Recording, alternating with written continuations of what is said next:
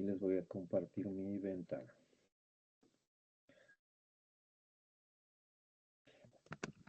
¿Listo? Ya estamos, doctor, listo. Ok, ya está, ¿no? Listo, listos. Sí, ok. Listo, muchas gracias. Bueno, vamos a continuar, ¿no?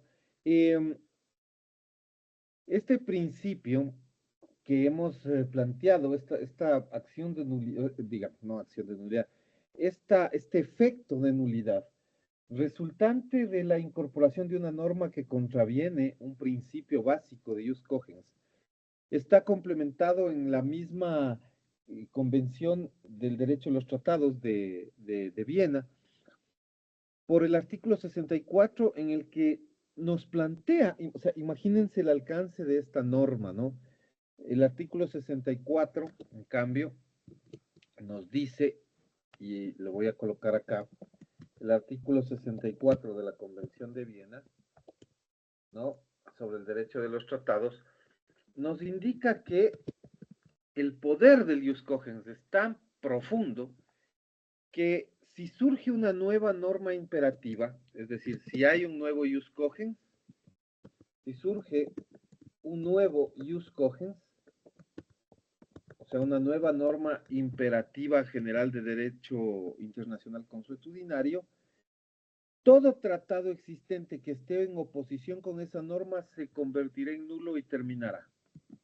Todo tratado existente se volverá nulo. O sea, imaginémonos por un momento que ese es un caso en el cual se aplica de manera retroactiva la norma. Es un caso bien particular en el derecho internacional.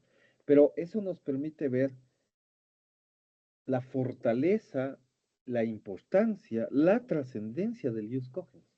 O sea, imagínate que es una norma que ya está vigente, que puede estar vigente por muchos años y se transforma en jus cogens. Eh, Hay un ejemplo, a mí en particular siempre me había costado pensar en un ejemplo, o sea, ¿qué puede volverse jus cogens que te pueda eh, motivar a una modificación normativa, o sea, a que se aplique esto, porque esto es una norma de 1963, ¿no?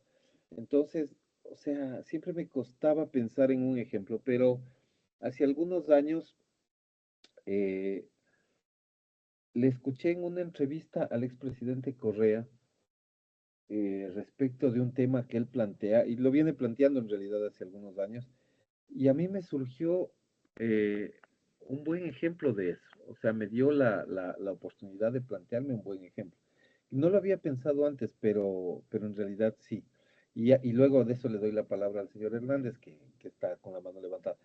El presidente Correa dijo en una entrevista que a él le parecía que uno de los derechos humanos que debería incluirse, que no está incluido ciertamente hasta ahora, es el derecho a la verdad.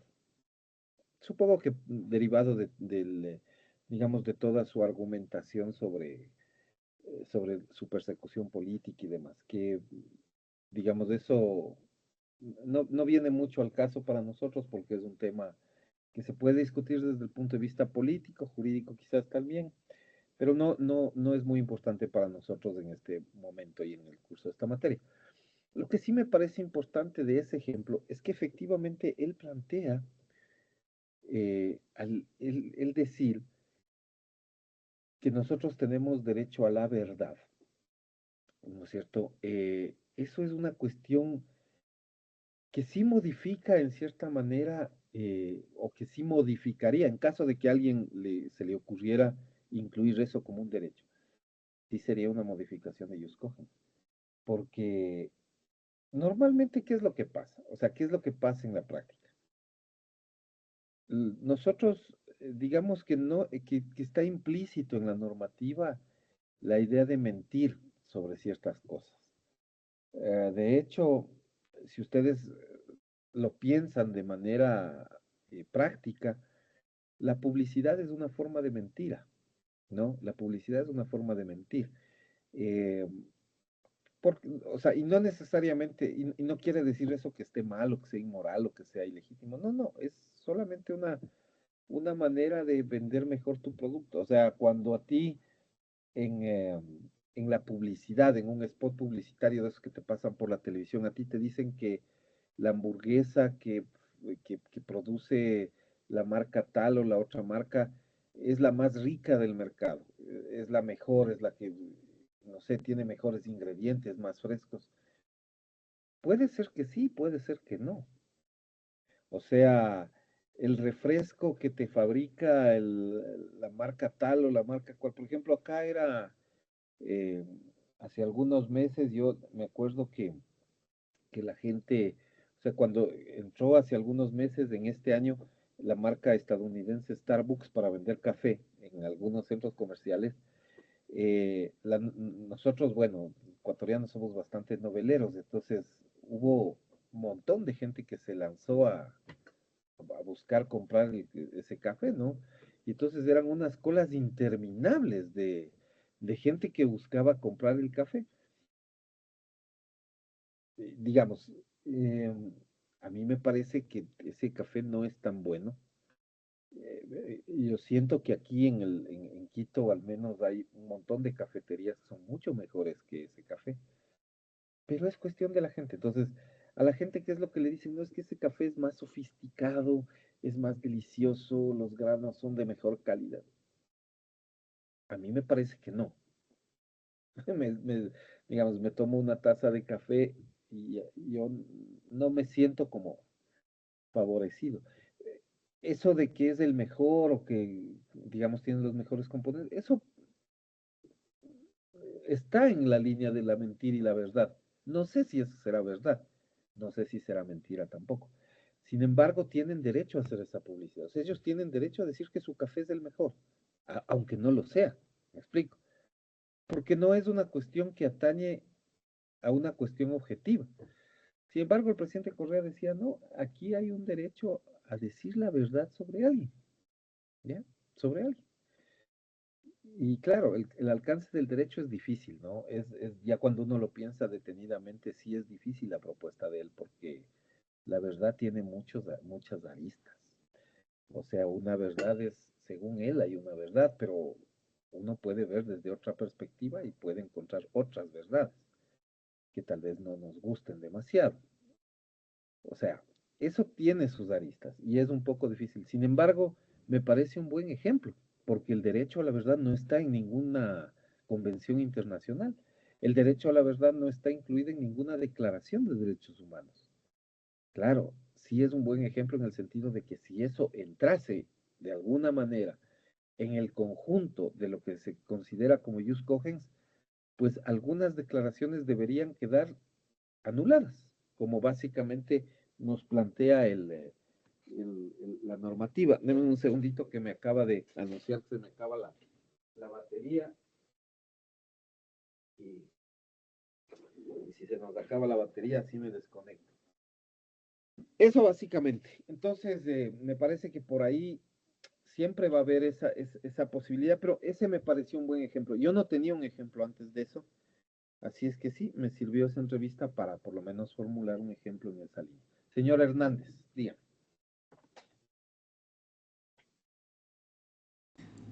Doctor, un poquito tal vez para aclararme, y tal vez los compañeros si les sirve. A ver, si surge un nuevo jus cogen, todo tratado existente se volverá nulo. Si Ya, contraviene, ¿no? yo, Si ¿cómo? contraviene el Cohen. Sí, claro, por supuesto. Ahora, la pregunta es, ¿qué pasa si un nuevo jus cogen es, aporta más, brinda más garantías, y mejora el ya existente? ¿Qué pasa allí? ¿Se lo adopta, lo absorbe al anterior? ¿Cuál es el procedimiento? ¿Qué pasaría? Claro, por supuesto. O sea, de hecho, la idea de un nuevo use cogens siempre va a tender a ser mejor. O sea, eh, el use cogens no es restrictivo, nunca ha sido restrictivo. Digamos, el ejemplo de los derechos humanos es súper claro. los derechos humanos son progresivos y ese ha sido un concepto que se ha manejado a nivel nacional e internacional. Los derechos humanos siempre van en aumento, no son restrictivos, son progresivos. O sea, supóngase, en este momento nosotros tenemos el derecho a la vida, a la integridad personal, la propiedad, la libertad en todas sus formas, además de movilidad, de expresión, de pensamiento, etcétera, ¿no? eh, Siempre los derechos humanos tienden a ser progresivos. O sea, lo que quiero decirle es que el presupuesto que usted plantea o el supuesto que usted está planteando es el que sucede siempre. O sea, siempre hay una ampliación de los derechos. Por eso es que cualquier tipo de restricción que existe en normativa actual, vigente en materia internacional, va a ser anulada. Entonces, claro, ese es el efecto inmediato. Los derechos humanos van apareciendo conforme va desarrollándose el esquema. Eh, Esa pregunta, yo tengo un documento que puede ser interesante en términos de derechos. No lo vemos en esta materia porque es un tema que más bien casi siempre lo suelo analizar desde la visión, eh, desde el derecho ambiental, pero no me parecería extraño verlo ahora por esa pregunta, digamos, porque es lo que se podría buscar en términos de derechos. Déjenme le encuentro el artículo, les proyecto y les explico lo que ha sido la historia de los derechos. Verán, en materia de derecho, a ver, no. En materia de derechos, los derechos siempre se han ganado, ¿no? Se han ido ganando. Entonces, vamos a decirlo así, en el principio, en tiempos antiguos, los derechos, eh, los derechos pertenecían básicamente a... aquí está, ya, ok, ya les comparto. Verán, en tiempos antiguos, los derechos, el ejercicio de los derechos en general, estaban reservados para un grupo determinado de gente, ¿ya? Esos derechos tenían siempre la denominación de derechos naturales. Ya, les voy a compartir la pantalla para que se hagan una idea. Entonces, los derechos naturales eran potestativos eh, solo de ciertas personas. O sea, solo ciertas personas en particular podían acceder a este tipo de derechos. A ver,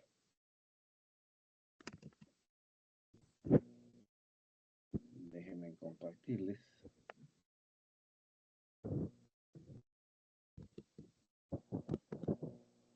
Ok, ahí está.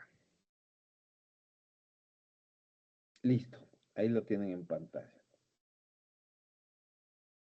Estos derechos originales que se llamaban derechos naturales, históricamente han sido ejercidos por una persona que reunía 4 características básicas.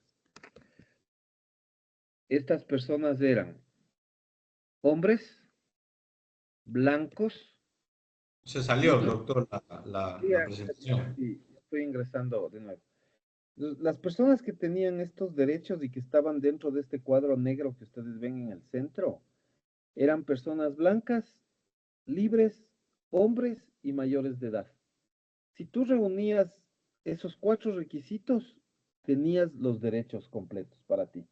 Si a ti te faltaba uno de esos requisitos, es decir, o no eras blanco, o no eras libre, o no eras hombre, o no eras mayor de edad, chao, no tenías derechos. No tenías ni voz ni voto, estabas fuera. No tenías derechos. ¿Qué es lo que pasa? O sea, el Jus Cogens les cubría a esas 4 personas, a nadie más, ¿no? Originalmente. Sin embargo, conforme va evolucionando la sociedad y conforme van evolucionando los derechos, empiezan a verse ciertas diferencias y entonces empiezan a discutirse cosas. Y en Estados Unidos aparece una primera cuestión, que es básicamente la, la guerra civil por el tema de la abolición de la esclavitud. ¿Y cuál es el resultado de esa guerra civil? Que finalmente termina abolida la esclavitud. Entonces, entre estos cuatro requisitos que tú tenías para ejercer un derecho, o los derechos humanos en ese momento, eh, desaparece el requisito de la libertad. Ya no necesitabas ser libre. ¿Por qué? Porque al eliminarse la esclavitud en 1926, de hecho, como ustedes ven en pantalla, se suscribe la Convención sobre la Esclavitud. Al eliminarse la esclavitud ya todos se suponen libres. Entonces ya no tienes por qué diferenciar. Ya no necesitas ser libre para ejercer derechos, porque todos son libres. Ya no hay esclavitud, ¿no?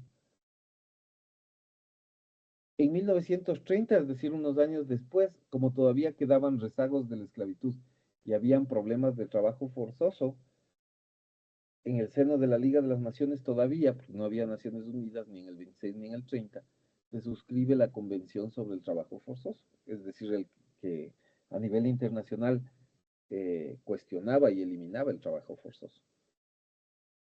¿Por qué? Porque efectivamente esos trabajadores que no les estaban pagando o que les pagaban menos de los valores mínimos, tenían que incorporarse de una manera justa, digna, a la masa laboral y respetarles sus derechos. Entonces ellos quedaban integrados en el ejercicio de los derechos. Ya no era parcial su ejercicio. Estaban dentro todos, ¿no? Pasan los años y en 1966 decidimos que hay que eliminar toda forma de discriminación racial. Entonces, el requisito para ejercer derechos que había sido ser hombre, ser blanco y ser mayor de edad, porque libre ya no era requisito, pues hace que se elimine el tema racial, es decir, ya no debía ser blanco para ejercer derechos, debía ser solamente hombre y mayor de edad. Y con eso ya ejercías derechos, ¿no? Entonces, como ustedes ven, es progresivo. O sea, van incorporándose cada vez más personas a ejercer derechos. Y cada vez tienen otros derechos. Entonces, ya la discriminación racial ya no te obstaculiza cuestiones de acceder a mejores fuentes de trabajo, derecho al voto, derecho a tener propiedades. O sea, ya no estás exento de eso. Ya puedes acceder. En 1979 se eliminan las formas de discriminación contra la mujer. Vean que eso es súper cercano. Parece la vuelta de la esquina, 1979. Es 45 años nomás. 46 años prácticamente. Es nada. Es la vuelta de la esquina en términos históricos. Pero bueno, en el 79 se elimina este requisito de ser hombre para ejercer derechos. Entonces ya no necesita ser hombre y mayor de edad, ahora solo necesita ser mayor de edad para ejercer derechos. Digo, a partir del 79, que es cuando se establece a nivel internacional la Convención sobre la Eliminación de todas las formas de discriminación contra la mujer. Ojo que no estoy hablando de ningún país en particular, estoy hablando de nivel internacional. Entonces, claro, algunos países ya tenían, nosotros, por ejemplo, para el 79, las mujeres en el Ecuador ya tenían derechos, ya votaban. O sea, nosotros en ese aspecto estábamos más adelante, ¿no? Pero habían países que no. Y de hecho, hoy hay países que no han suscrito ese convenio. Los países árabes, por ejemplo, no han suscrito ese convenio. Y las mujeres siguen teniendo diferencias en términos de discriminatorios. Pero a nivel mundial, digamos, a escala mundial, la gran mayoría de países sí han suscrito esos derechos, sí han suscrito ese convenio y por lo tanto esos derechos son respetados en esos países. Las mujeres hoy en día en el Ecuador tienen derecho a tener cosas, tienen derecho a trabajar, tienen derecho a votar, tienen algunos derechos que no tenían. Siglo XIX no había ninguno de esos derechos. Hasta mediados del siglo XX no tenían la posibilidad de ejercer. No podían tener ni bienes propios. Tenían que sujetarse a la, digamos, al arbitrio del marido, del papá, o del hombre de la familia, de la casa, un hermano, por ejemplo. Complicado. Pero ya nosotros, digamos que para 1979 nosotros ya teníamos resuelto ese asunto, pero a nivel internacional no todavía. Por eso es que se expide en el 79 esa normativa. Y finalmente, en el 1989 se eliminan todas las barreras que faltaban, porque se les reconoce derechos a los niños. Por eso se suscribe la Convención sobre Derechos del Niño. Y con eso se elimina el último requisito. Ya no era requisito ser mayor de edad para ejercer los derechos, ya no, porque se ha eliminado eso. Entonces, lo que quiero que quede, o sea, lo que quería mostrarles con este gráfico que les he pasado, es que los derechos siempre son progresivos. Entonces la gente va adquiriendo, que es otra forma de ver, ¿no? Retiro la esclavitud, elimino esta idea del ser libre. Sí, pero lo que estoy integrando es gente que va a ejercer derechos a la libertad. O sea, me aparece el derecho a la libertad de movilidad, a la libertad de pensamiento, o sea, la libertad, ¿no? Me aparece para todos el derecho al trabajo, en 1930. Trabajar en igualdad de condiciones, qué sé yo. Me aparecen otros derechos que no van a ser discriminatorios por cuestiones raciales. Entonces, no importa si soy negro, blanco, chino, amarillo, marciano, no importa. Ya voy a poder trabajar y votar y presentarme a elecciones y casarme con quien quiera y tener las propiedades que quiera. Y, bueno, va a pasar eso. Y en 1979 ya no, o sea, voy a tener el ejercicio de todos los derechos siendo mujer. Claro, no voy a tener ninguna restricción, no voy a tener que pedir permiso a mi marido o a mi papá, ¿no? Para ejercer derechos. Claro, es eso, básicamente. Y obviamente en el tema de los derechos del niño, con la respectiva, claro, representación legal que tienen los padres con la patria potestad y todas las figuras jurídicas de protección de menores. Pero los menores también van a empezar a ejercer esos derechos, ¿no? Van a poder tener bienes a su nombre, van a hacer algunas cosas. No es que no haya habido cierta parte de esos derechos en el Ecuador. Nosotros, digamos que ya veníamos trabajando en el 89, empezamos a trabajar, sobre todo a través de esta institución de derechos del niño internacional, ya empezábamos a trabajar temas digamos, de la protección integral, esta doctrina de vencer esa vieja doctrina de los 70 en relación a los niños de la situación irregular, y pasar ya a la protección integral y pasar a temas ya más asociados al bienestar del niño. O sea, empezamos a hacerlo antes nosotros, del 89.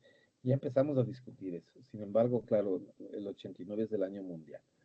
Entonces, claro, ahí lo que nosotros vemos es que en realidad la historia de los derechos, y que es la historia del Jus Cogens prácticamente, no es restrictiva. O sea, no va restringiendo derechos, va haciendo precisamente lo que el señor Hernández decía, colocando situaciones más favorables, ¿no? Es lo que dice la historia. Claro, yo no puedo, eh, digamos, no pecaría de ingenuo y les diría que por ahí de pronto a alguien se le ocurre limitar derechos. O sea, puede ser que suceda. No ha pasado, pero podría ser que pase. Me preocupa a mí personalmente, actualmente en ese aspecto, les digo con toda franqueza, la situación del aborto, ¿no? Digamos, cómo se ha manejado el debate sobre el aborto, porque en resumidas cuentas eso, o sea, más allá de lo que cada uno piense, somos libres todos de expresar opiniones, pero, pero claro, el ejercicio de la libertad del cuerpo o del ejercicio de las libertades sobre el cuerpo que pueden ejercer las mujeres, puede impactar sobre una persona que está en el vientre de la madre y que no tiene posibilidades de defenderse. Eso me preocupa a mí como estructura de derecho, porque además eh, ya existen algunas, digamos, resoluciones de las Naciones Unidas en relación a que se conmine a los países a entender el aborto como una cuestión de salud pública. No sé, o sea, a mí todavía esa discusión me causa un poco de incomodidad todavía. No, quizás estoy muy anticuado, no estoy listo para enfrentar ese cambio, porque a mí me parecería que ahí hay algún nivel de reducción de derechos, ¿no? Me parece que ahí es regresivo y no progresivo, como normalmente son los derechos. Entonces, no sé, o sea, ahí eso es una cosa para debatir, ciertamente no en esta clase, porque no corresponde a una cuestión ética, pero sí para debatir en términos generales, ¿no? Casi para plantearse una discusión ética, una buena discusión para una tesis, de hecho, ¿no? Para un trabajo de titulación interesante, que puede irse por ahí. Bueno. Eso en efecto, ¿ok? No sé si eso le contesta su inquietud y comentario, señor Hernández. Sí, doctor, queda muy, muy claro la explicación, ¿no? Chévere. Ok, bueno. Eh, Les vuelvo a compartir un poco mi pantallita. Ahí, a ver ahí. Es acá.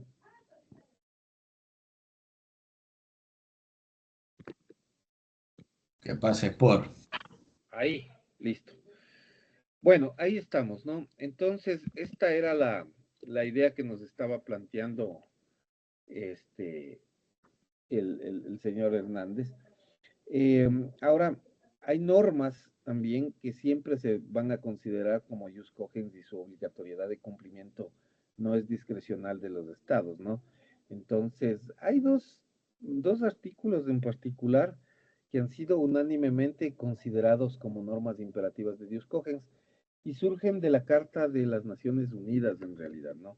Me parece que sería interesante darles una lectura, déjenme colocarles en, para leerlo, porque siempre es importante. Déjenme verle donde tengo derecho internacional. Aquí está. La Carta de la ONU está aquí. Eh, y entonces, artículo 1 y 2, que son los principios y propósitos, ¿no? Aquí están. ¿Ya? Artículo 1. Vamos a ver si le podemos. Les voy a. Les voy a. Les voy a compartir.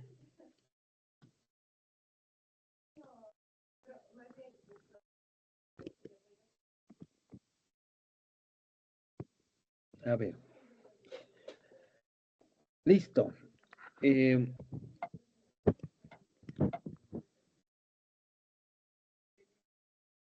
ok. ¿Podemos darle lectura? ¿Alguien quiere darle lectura o le hago yo voluntariamente? El doctor. Por favor, señorita Yaglo, dele lectura, por favor. Y los Artículo propósitos, 1, ya. Los por favor. propósitos de las Naciones Unidas son: 1. Mantener la paz y la integridad internacionales y con tal fin tomar medidas colectivas eficaces para prevenir y eliminar amenazas a la paz y para suprimir actos de agresión u otros quebrantamientos a la paz, y lograr por medios pacíficos y de conformidad con los principios de la justicia y del derecho internacional el ajuste o arreglo de controversias o situaciones internacionales susceptibles de conducir a quebrantamientos a la paz. 2. Fomentar entre las naciones.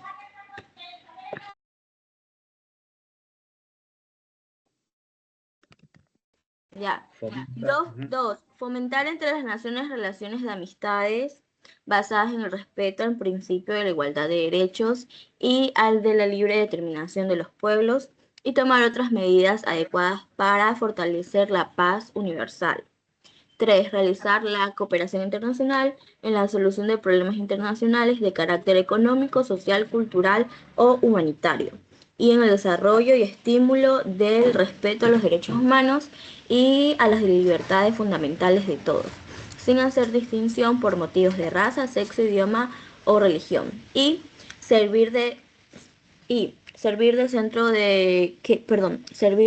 que armonice los esfuerzos de las naciones para alcanzar estos propósitos comunes. Ok, muchas gracias. O sea, como ven, claro, evidentemente, ¿qué país no iba a estar de acuerdo en 1945 en mantener la paz y la seguridad internacional? Venían de una guerra espantosa, Segunda Guerra Mundial. Eso es una norma de Jus Cogens. O sea, buscar la paz y la seguridad de los países y para eso tomar medidas colectivas para prevenir y eliminar amenazas de paz, eso sí es un tema clarísimo, ¿no? El resto, digamos que están vinculados y de hecho lo vimos, por ejemplo, la cooperación, temas como la cooperación, por ejemplo, nosotros lo vimos tanto en la declaración de Río de Janeiro, en materia ambiental, evidentemente, como en la Convención sobre el Cambio Climático. En las dos había esta estructura de cooperación, porque son ellos coges, o sea, son normas que son imperativas y tú no puedes, digamos, prohibir eso. O sea, no se podría entrar de alguna manera a regular en contra de esa necesidad de cooperación que tienen los países. Claro, en materia de seguridad, en materia de paz, ¿no es cierto? En la solución de los problemas, que además no solamente tienen que ver con cuestiones de, o sea, los problemas no solo tienen que ver con cuestiones bélicas, conflictos armados, tienen que ver con cuestiones económicas, sociales, y dentro de eso muchas veces está incluida la cuestión ambiental. Entonces, claro, digamos, esa estructura, de esa forma de ver, eh, siempre los convenios tratan de alinearse con esta perspectiva, ¿no? Pero esto es claro ejemplo de jus cogens, ¿no? Vemos el artículo 2. A ver quién nos puede dar una mano para leer el artículo 2, por favor.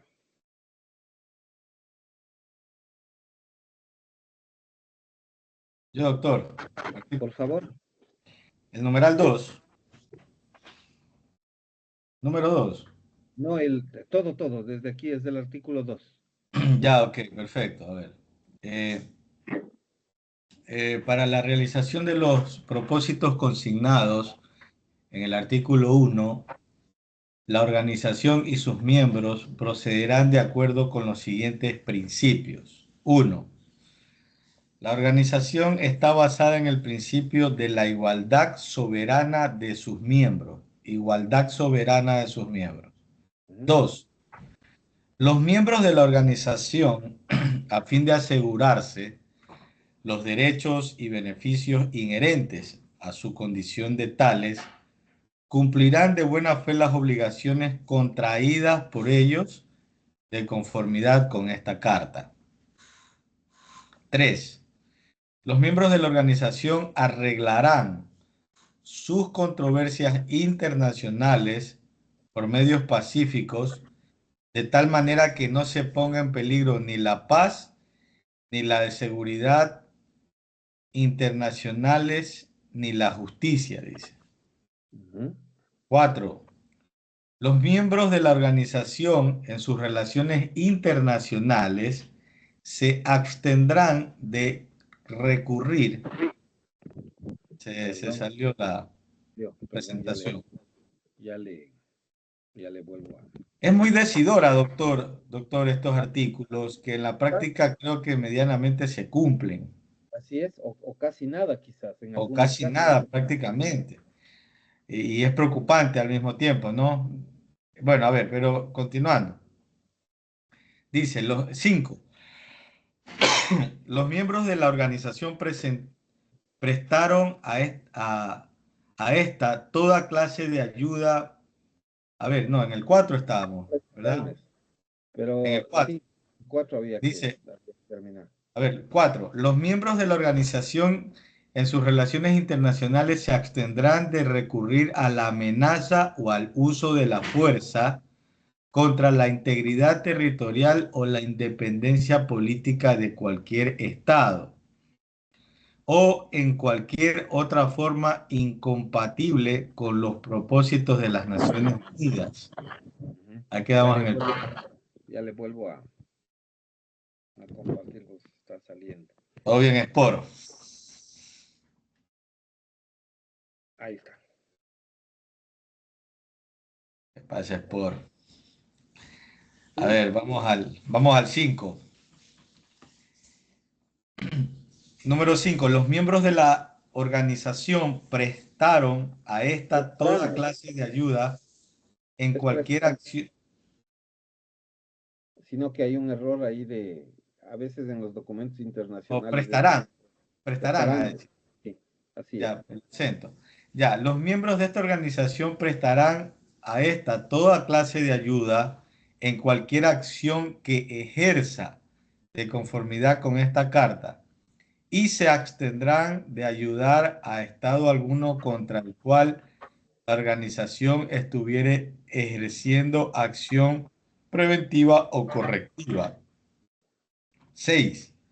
La organización hará que los estados que no son miembros de las Naciones Unidas se conduzcan de acuerdo con estos principios en la medida que sea necesaria para mantener la paz y la seguridad internacional. 7. Ninguna disposición de esta carta autorizará a las Naciones Unidas a intervenir en los asuntos que con esencialmente de la jurisdicción interna de los estados, ni obligará a los miembros a someter dichos asuntos a procedimientos de arreglo conforme a la presente carta. Pero este principio no se, pero este principio no se opone a la aplicación de las medidas coercitivas prescritas en el capítulo séptimo. 7. Ujú. Ok, chévere, muchas gracias. Bueno, ya miran cómo es la cuestión, ¿no? Y usted ha hecho un comentario que me parece bastante prudente respecto de la aplicación de estos principios. O sea, en esencia, en la parte teórica, desde el punto de partida, los países son iguales. O sea, la soberanía, el principio de igualdad soberana, digamos que ratifica la idea de que los países, por lo general, son iguales, son soberanamente iguales y tienen ese tratamiento. Eso en principio es así. Ahora, claro, un poco el problema que nosotros tenemos a nivel internacional es que hay diferencias prácticas. Quizás no diferencias conceptuales, pero sí hay diferencias prácticas. Y entonces, muchas veces el error que nosotros solemos cometer como comunidad internacional es que le aplicamos esos principios a unos y a otros no. Entonces, en este último tiempo, por ejemplo, han habido muchas sanciones económicas incluso a Rusia, ¿no? Por la invasión a Ucrania, que es una cuestión, vamos a decir, cuestionable. La invasión rusa a Ucrania es una cuestión que claramente es bastante cuestionable y digamos que las Naciones Unidas, a través de los gobiernos que forman parte, que son Estados miembros, han tomado ciertas medidas económicas, principalmente de sanción contra Rusia, no así en lo que ha pasado con Israel y Palestina. Eh, o sea, hay diferencias. Lamentablemente hay que decir que hay diferencias. Como sucede a nivel local también. O sea, nosotros sabemos, la verdad es que el deber ser eh, que está en las normas jurídicas no siempre se cumple y el ser, o sea, lo que en realidad pasa, no siempre responde a la normativa jurídica. A nosotros en el Ecuador nos pasa eso internamente, que tenemos una estructura jurídica y muchas de esas normas no se cumplen. ¿Por qué razones? Bueno, por diferentes razones que tienen que ver incluso con cuestiones culturales nuestras. A nivel internacional pasa un poco lo mismo, ¿no? Sí se presentan abusos y sí hay complicaciones. Ahora tampoco yo quisiera dejarles con la idea de que eso es generalizado, porque la verdad es que no sucede así. Y de hecho, cuando los conflictos y cuando las vulneraciones sobre la paz y la seguridad se producen entre iguales, las normativas buscan una solución que puede ser bastante más pacífica y de resolución de conflictos. No me voy demasiado lejos, o sea, nosotros tuvimos un conflicto desde mi punto de vista grave con México, y México no nos invadió ni vino a las costas, nos declaró la guerra, ¿no? Nos llevó a un tribunal internacional, que es una forma de solución pacífica, es decir, ahí está claro que digamos que el sistema de alguna manera puede funcionar si hay la voluntad política de los países de que funcionen de esa manera. Entonces, claro, aunque hay que reconocer que en algunos momentos no funciona, tampoco sería justo decir que no funciona siempre, porque sí hay momentos y hay algunos conflictos, bastantes diría yo, que sí se han resuelto, sobre todo en temas de paz y seguridad, por una vía pacífica de resolución de conflictos y a través de vías negociadas también. O sea, eso es una cosa que nos toca también reconocer. Señor Hernández, dígame.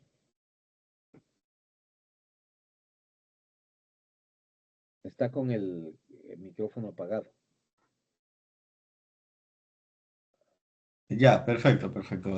Disculpa. Doctor, en cuanto a lo que estamos revisando sobre los principios, eh, bajo esta lógica se entendería que todos los países tienen igualdad de condiciones dentro de la ONU, ¿verdad? Dentro de la estructura orgánica Sí. funcional de la ONU. Pero, ¿a qué se debe entonces ese pequeño grupo que está dentro de las mismas Naciones Unidas, que es el Consejo de Seguridad, que está creo que integrado por 8 países o 10 o 12 países, no más?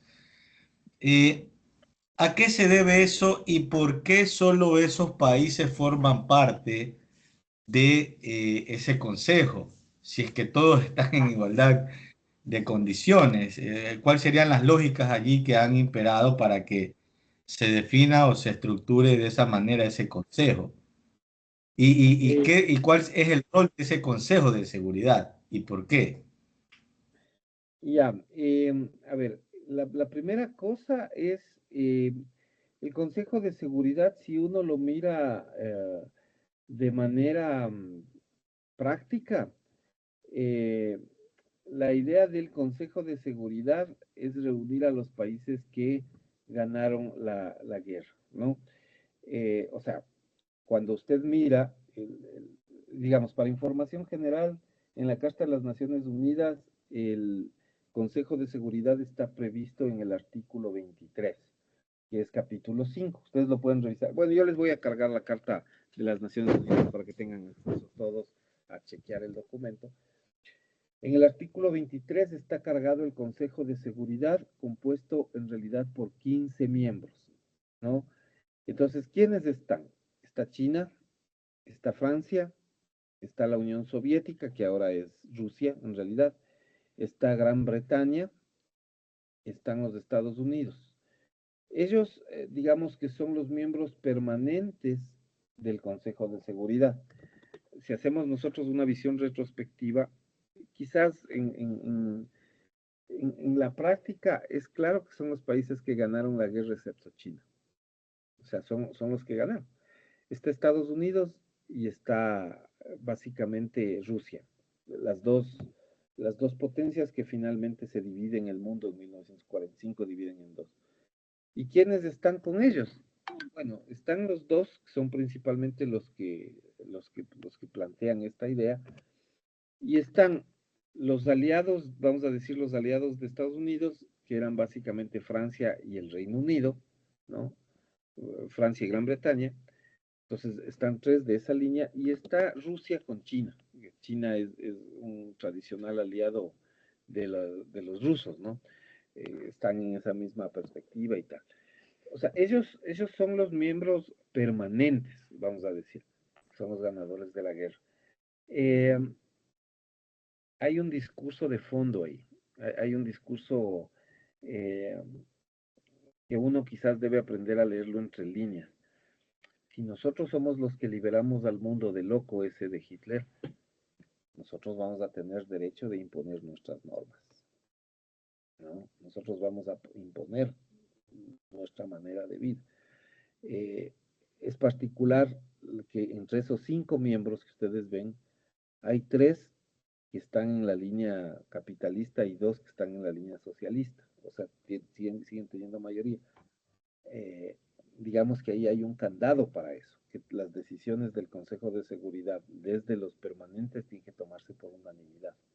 Entonces, aunque haya una diferencia de los países capitalistas sobre los socialistas, pues resulta que como las decisiones se toman en unanimidad, entonces, aunque tenga 3 votos y el otro tenga solo 2, si solo uno se niega, pues no hay acuerdo, porque tiene que ser unánime. Esa es la primera parte de la composición. Ahora, la Asamblea General de las Naciones Unidas debe elegir 10 miembros más, que son miembros no permanentes, ¿no? Eh, o sea, ahí se toman en cuenta algunas cuestiones, ¿no? Dice la contribución de los miembros al mantenimiento de la paz y seguridad. Eso es relativo porque en realidad, ¿qué significa mantener o aportar para el mantenimiento de la paz y la seguridad internacional? ¿No? Eh, y también una distribución geográfica equitativa. Esto es quizás más aplicable, ¿no?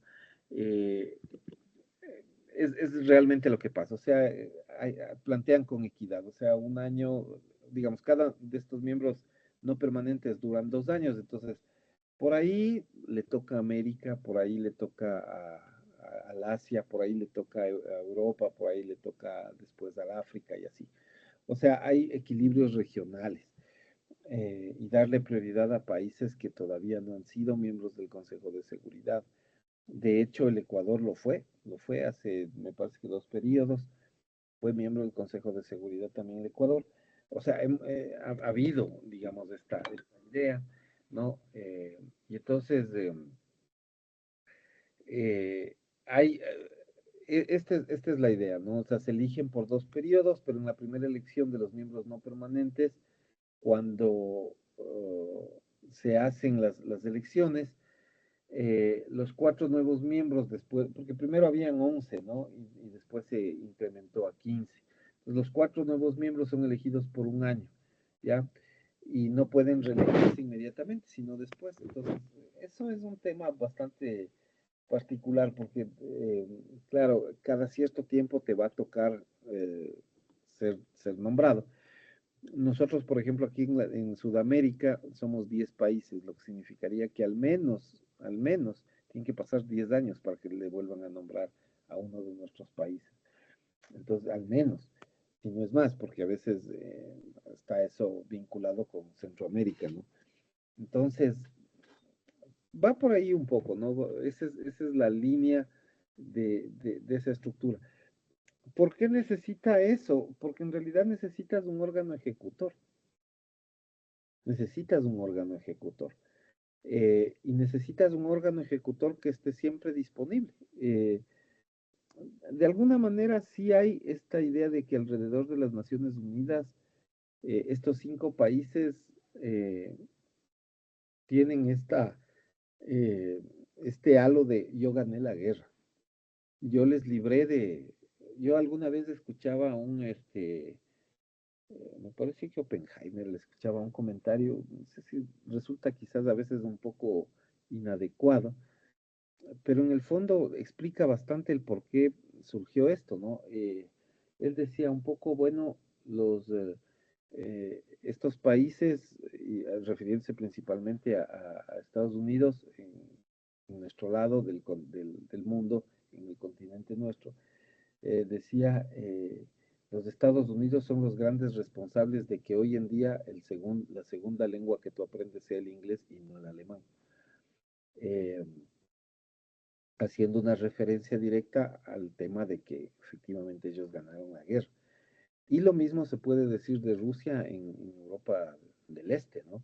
Es decir, ellos impusieron el ruso como segunda lengua para todos los países de Europa del Este. Todos ellos hablan ruso, de hecho, porque lo aprendieron como segunda lengua, es igual que nosotros aprendimos inglés, porque estábamos de este lado del mundo, nada más.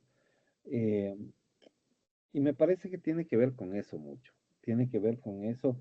¿Quién les dio ese derecho? Pues por ahí son los que ganaron la guerra. Y eso, cuando tú ganas una guerra, pues adquieres ciertos derechos implícitos, que quizás no están escritos y que no necesariamente te muestran lo mejor, pero que efectivamente te ponen en una posición de, digamos, de cierta jerarquía.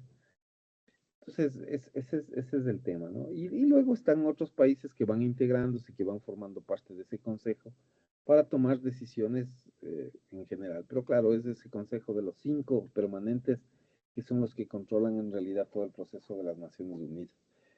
Eh, Eso es algo que siempre va a pasar. Eh, Me parece que ahí no hay mucha democracia en eso. Y sería un poco difícil en realidad que haya democracia. O sea, ¿se imaginan ustedes la, la- la tremenda pelea para captar posiciones de poder en las Naciones Unidas si no hubiera un consejo ya predefinido? De alguna manera se ha logrado un cierto equilibrio, ¿no? Esa es una de las experiencias del multilateralismo, o sea, finalmente no hay quien imponga cierto tipo de sanciones. De hecho, las sanciones a Rusia son unilaterales. O sea, son, entre comillas, sanciones. En realidad no son sanciones, son negociaciones que han hecho los países, pero no hay una sanción directa de las Naciones Unidas porque no hay acuerdo, ¿no? O sea, los rusos nunca van a votar en contra de ellos mismos y los americanos tampoco, ¿no? Entonces, ahí hay una diferencia. Señorita Yagloa, por favor. Sí, doctor, una consultita. Justo me preguntaba lo de las sanciones de Rusia, porque uno ve bastante en las noticias sanciones económicas y si en la Ujú. realidad esto se cumple o no. Sí, de hecho, pero claro, las sanciones no vienen de las Naciones Unidas. O sea, las sanciones económicas de Rusia provienen de países que se ha auto otorgado la capacidad de imponer sanciones. Por eso digo que quizás en la práctica no son sanciones propiamente dichas. Los Estados Unidos le ha dicho, yo te congelo los fondos, Francia medio igual, Alemania les ha dicho, yo no te compro el gas, y así, o sea, son sanciones con un nombre, pero en realidad quizás son negociaciones porque un país no le puede sancionar a otro. No tiene un nivel jerárquico en realidad como para imponerle sanción. Y en la práctica a mí me parece que a ratos el sistema internacional muchas veces tiene un peso tan específico y es tan particular que termina corrigiéndose a sí mismo. O sea, vea usted lo que les pasa a los europeos desde mi punto de vista, bien particular. Eh, en Europa, en la Unión Europea, hay una prohibición de comprarle combustibles a Rusia. No le compran gas. Y Europa ha sufrido mucho por el tema del gas, porque es súper importante para todo. O sea, ellos utilizan el gas prácticamente para todo. Incluso tienen usos eléctricos de gas. Pero la decisión que tomó el Parlamento Europeo fue no comprarle a Rusia como una retaliación, vamos a decir, ellos le han llamado sanción, pero en la práctica yo no sé qué tan contenido tenga de sanción digamos, una medida que viene de un país que está al mismo nivel que ellos, ¿no? O de un grupo de países que están al mismo nivel de ellos, que tienen soberanía, que está respetando los mismos principios de la ONU. No sé si eso pueda llamarse sanción o yo quizás vería que eso es una retaliación más que una sanción. Pero bueno, le han sancionado, entre comillas. Entonces nadie le compra en Europa gas a los rusos. Le compran a Estados Unidos y Estados Unidos llega con el gas y les vende. Pero lo gracioso de la historia es que en realidad los Estados Unidos no es que tiene gas de sobra para venderles. Los Estados Unidos compran ese gas. Y la pregunta, como les digo, es súper gracioso en el mundo internacional. La pregunta es, ¿a quién le compran? Todos saben que le compra Rusia. Entonces lo único que ha pasado es que les devuelven o sea, siguen comprándole a Rusia en el fondo. Lo saben. Hay un nombre, que es lo que nos dicen a nosotros, pero en realidad es solamente una triangulación. No le compran a Rusia en nombre, le compran a Estados Unidos, pero Estados Unidos sí le compra a Rusia. A la final, como digo, el sistema internacional es de, yo a veces eh, digamos, me admiro de que muchas veces el sistema internacional sigue una lógica que uno no avanza a entenderle, ¿no? Al mismo ritmo.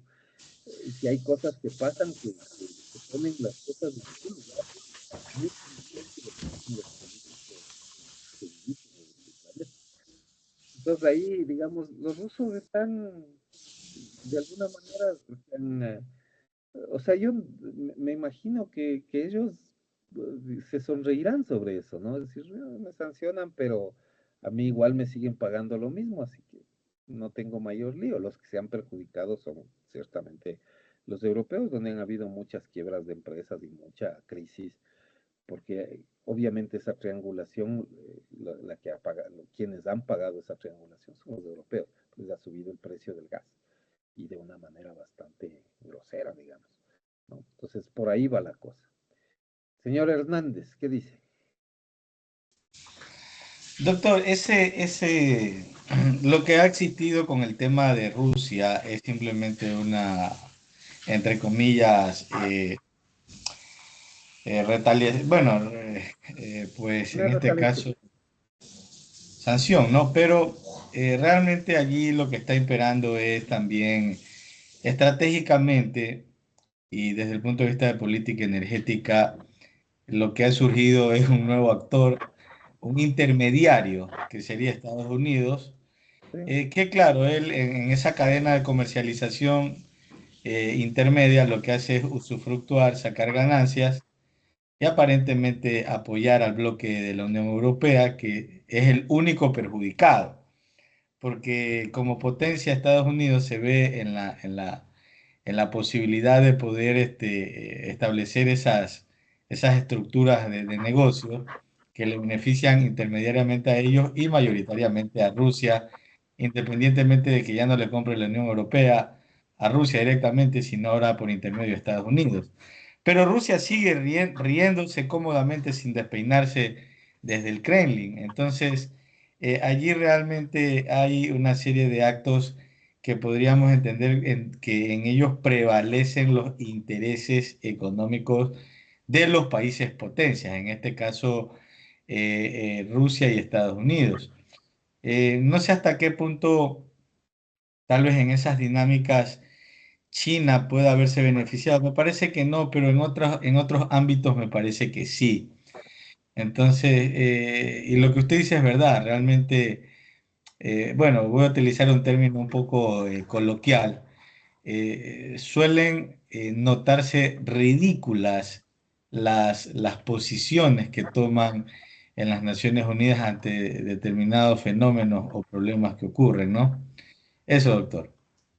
sí, bueno, sí, muchas gracias. Sí, o sea, yo veo más o menos así la cuestión, pero no le culpo a Estados Unidos. O sea, eh, siendo que a veces uno puede hasta sentirse incómodo con lo que hacen como país, yo sí tengo que reconocer que, digamos, la gente que representa los intereses estadounidenses persigue el bienestar de Estados Unidos.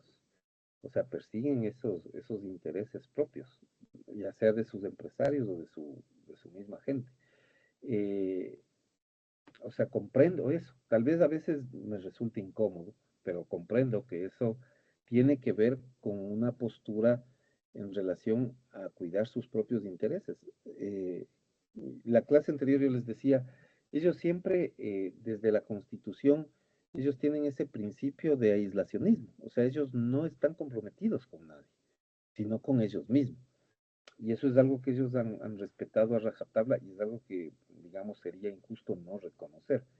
Les ha llevado a donde están, ¿no? Les ha llevado a donde están. Ahora, bueno, con este presidente me parece que tambalea un poco su política, que ha sido bastante coherente siempre, de ir por esos caminos, ¿no? De todas maneras, no se les puede culpar por buscar sus propios intereses. Tal vez lo que a veces me cuestiono yo personalmente es nuestros países, nosotros aquí en América Latina, cuando suceden este tipo de cosas, nosotros no buscamos nuestros intereses. Los europeos mismos tienen ese problema. O sea, es una locura que ellos, por una cuestión más ideológica, terminan siendo perjudicados. Es una locura eso. Eh, o sea, ¿quién entiende eso? Nosotros mismos, acá somos países que, digamos, somos más pequeños, tenemos menos capacidad económica. eh, no sé, pues nuestros políticos no tienen esa visión como más clara de tratar de unirse entre países y velar por los intereses mutuos de la región, porque la región tiene intereses mutuos, pero no logramos unirnos. Eso, no sé, digamos, eso que yo podría decirles es admirable de Estados Unidos, que ellos sí buscan proteger sus intereses, es cuestionable en nosotros, que no hacemos eso y que deberíamos hacer eso. O sea, deberíamos hacer medio lo mismo, ¿no? Tratar de buscar una protección para nuestros intereses, nuestros productos, nuestras economías, pero no hacemos. O sea, es como el barrio eh, un barrio con limitaciones económicas que no se une para tratar de salir adelante. No sé si eso puede ser que tenga que ver con alguna cuestión cultural incluso, pero es algo que es complejo de asimilar y de entender en el campo internacional. Finalmente, claro, o sea, fíjense ustedes que los dos países que quedan básicamente beneficiados finalmente son Estados Unidos y Rusia, porque Rusia sigue vendiendo, no le ha pasado nada en ese aspecto, y Estados Unidos ha creado una fuente de ingresos adicionales que por ahí ni esperaba, capaz, o tal vez sí le esperaba, pero éramos nosotros los que no veíamos dónde estaba el, digamos, de la fuente del negocio. ¿Es correcto eso? O sea, ¿qué vamos a decir? Eso está armado para que tengan esos ingresos económicos. Bueno, eso pasará y eso es parte del sistema internacional y cómo funciona. Pero por eso les digo, a veces el sistema internacional se encarga de poner las cosas casi en su puesto, ¿no? Donde están, porque así es como se maneja ese juego y si los países no tienen digamos, un suficiente sentido de la negociación internacional, pues pierden. Y una pérdida a ese nivel es bastante grave. La situación de China me parece que es China tiene otros planes, me parece, tiene otra agenda y está buscando otras cosas, quizás está buscando eh, una interiorización de su mercado de más largo plazo. Eh, o sea, ustedes ven que China no responde, ¿no? China no dice nada. De hecho, el presidente Trump les ha impuesto sanciones económicas, entre comillas, que son retaliaciones en realidad sumamente altas. El gobierno chino ha contestado básicamente con lo mismo, pero nunca lo expresa. O sea, el presidente Jinping nunca entra digamos, al tú a tú con el presidente Trump. El presidente Trump dice un montón de cosas, pero Jinping no responde. O sea, no exterioriza, simplemente toma las medidas en reciprocidad y nada más. Eh, esa cultura es bastante más difícil de entender. Eh, la verdad es que la impresión que me deja a mí, el sabor de boca que me deja es que ellos tienen un plan más a largo plazo y en este momento no les interesa conflictuar con nadie, porque el conflicto finalmente genera dinero, o sea, genera recursos. Eh, Estados Unidos está gastando dinero, Rusia está gastando dinero y quizás a China eso de intervenir en el conflicto del vecino, pues no le interesa demasiado, le interesa crecer tecnológicamente, por ahí le interesa crecer económicamente, y eso es una inversión a más largo plazo. Eso están quizás pensando en otra cosa. Pero nosotros no lo vemos todavía con claridad porque efectivamente es una cultura que tampoco la podemos comprender del todo. Habrá que ver qué pasa, ¿no? Pero serán interesantes los próximos años en términos de ejercicios de derechos, en términos de distribución mundial y de esta repartición del poder derivada de lo que sucede en el seno de las Naciones Unidas, va a ser bastante interesante, sobre todo en términos jurídicos, que son los que a nosotros nos interesa, ver qué va a pasar y cómo se van a ir otra vez armando los actores internacionales. Resulta bien interesante. En todo caso, hay un montón de temas que tienen, a la gente que le interesa este aspecto del derecho internacional, tiene un montón de temas para tratar en cuestiones de titulación que no se han hecho y que pueden trabajarse bastante bien desde aquí. Así es que bueno, si alguien tiene interés, hemos conversado algunas cosas, puede irse por alguno de sus lados, ¿no? En algún momento. Bueno, ¿alguna otra inquietud, por favor? ¿Está claro todo? Listo. Bueno, voy a dejarles ya para que puedan entrar al campus virtual. En el campus virtual está la evaluación del día de hoy. Eh, Igual que siempre, dura 20 minutos. La dejo abierta siempre hasta las 12 por si alguien tiene algún inconveniente o algo para que pueda hacerla. Eh, Nosotros, bueno, la parte de la clase propiamente dicha ha terminado. Nos vamos a quedar haciendo ya solamente la evaluación de esta semana, ¿no? Y sigamos estudiando y sigamos chequeando el texto de Maldonado, sobre todo por el tema de las fuentes. Y conmigo, pues nos vemos la próxima semana. Así es que les vaya muy bien. Disfruten este resto de semana y el fin de semana también. Que les vaya bien. Chao, chao. Doctor, gracias. Gracias, doctor.